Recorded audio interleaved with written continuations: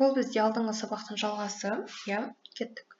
Жалпы бізде бағаның қараңыздар, жаңа айтып жатыр ғой, тренд деп, иә, біздегі қараңыздар құлап жатқан кезде белгілі бір бос жасалынады бағада. Бос жасалған кезде сіздер любой позицияны таба аласыздар. Алдыңғы сабақтарды қарасаңыздар, түсінікті. Мысалға бос па? Бос бар, иә. Значит, бізде мына жақтан позицияларды таба аламыз.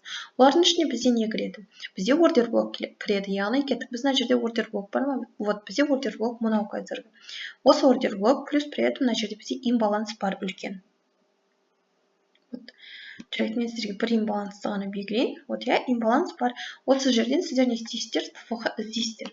И при этом сіздер мысалға кірген кезде стоп-лоссты артына қоясыздар и тоже шортқа қарайсыздар. Бұл бізде үлкен не болғаннан кейін, қараңыздар, үлкен таймфрейм болғаннан кейін 1 сағаттық сіздер кіші 15 минуттықта уже мына жақтан слом іздейміз. Я біз слом структура деп өттік қой.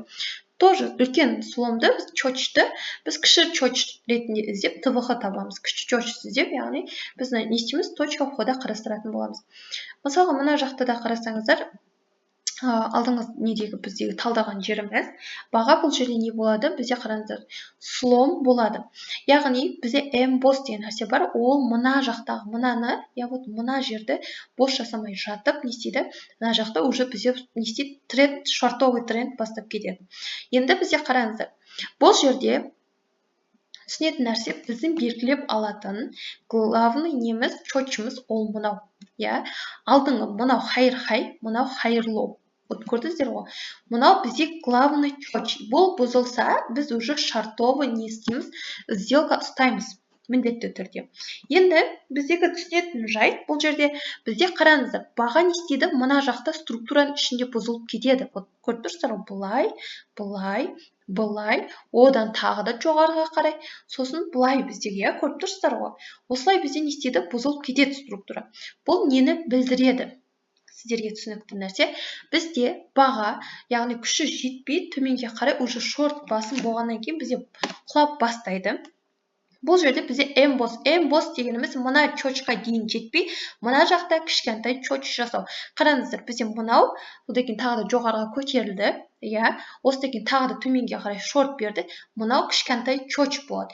Яғни бұл чоч не үшін болады? Потому что ол мына хай, мынаны не істеді? Жете алмай қалды. Жете алмай қалғандықтан ол бізде чоч болып тұр. И чоч болады. Біз ойлаймыз енді көп трейдерлер осы жерден қайта кетеді. Олар не істейді? Мына жақтан баға келген күтеді да, былай сделкаға кіреді олар. Шортовый бізде қайда?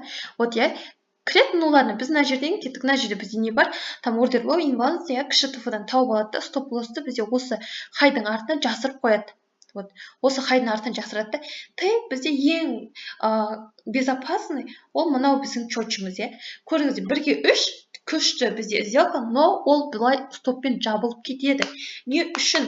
Потому что ол стоппен жабылады, екен мынау ликвидный санатына кіріп кетеді. Бізде мына чоч глобальный чоч болғаннан кейін, ол бізде маңызды болып тұрады. Чем мынаған қарағанда, мынау бізде простой болады, яғни әлсіз. Сондықтан мына хай бізде әлсіз болады, мына свинг бізде әлсіз болады. Сондықтан стопты біз мына жоғары неге қоямыз? Мына хайға қоясыздар. Сол кезде сіздердің сделкаларыңыз өте четко жүреді. При этом сіздер үйтіп кіретін болып, уже сіздер білесіздер, что мына жерде лойы бар екен, яғни хайр лоуымыз. Из-за этого до этого ұстайтын болсаңыздар, вот 1-ге 2-ге 6, тоже нормально, бірақ 1-ге 3 болса дұрыс, иә. Енді кетті 1-ге 2. Осылай кіріп, яғни стопқа тимей, тейкпен шығасыздар. Ну ладно, бұл жерге үлгермей қалдық.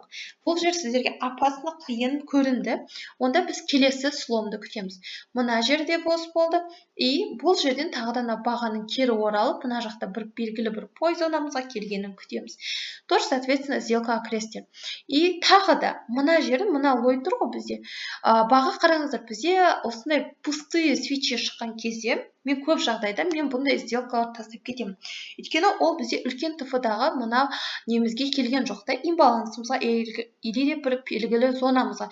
Но біз мына жақтан ТФ-ға қарастыра алсақ болады, бірақ сіздерде тейк есептесеңіздер өте кішкентай болады. Көріп тұрғандарыңыздай, мына жерден кіресіздер, стоп-лоссты тоже, соответственно, ереже бойынша біз мына жаққа қойсақ, или болмаса біз мына жақтан күтуіміз керек болады, а уже мына жақта сделкалардың көбісі өтіп прибыльно болмай қалады. Яғни мынандай консолидацияда тұрған кезде баға кірмеген жөнірек.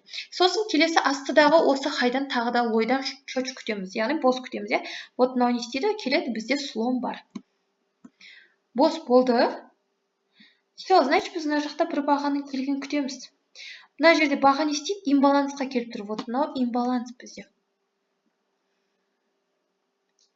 Вот мына жер имбалансынан өшіріп тастайсың, неғып тұр.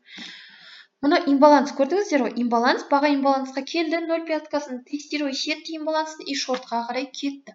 И, соответственно, біздің тайық қай жерде болады? Біздің тайық мына жақта болады, міне. Мына зона. Ол бос болды тағы да.